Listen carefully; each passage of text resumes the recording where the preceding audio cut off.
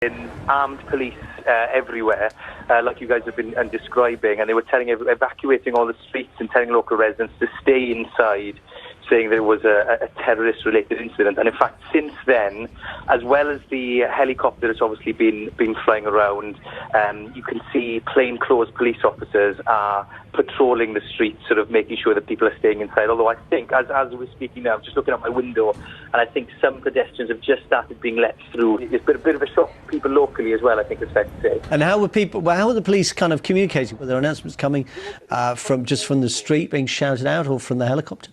Yeah, they were quite forceful, I think, to be fair, because of, I think, clearly the severity of the issue. And I think that's when you could get a sense, being on the ground, as to just how serious it was, by how direct the instructions were from the armed policemen. They were gradually working everybody down out the street and sort of not quite shouting, but very forcefully telling people to move down the street and to go into their homes. As we're talking now, just looking again outside my flat window, there are two plainclothes officers with armed vests, just walking up and down the streets, making sure that nobody is leaving their houses and sort of taking control of the situation.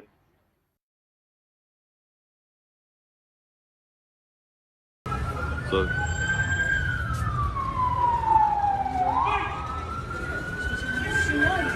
Guys, come inside. With the gun, the guys shoot the gun. So.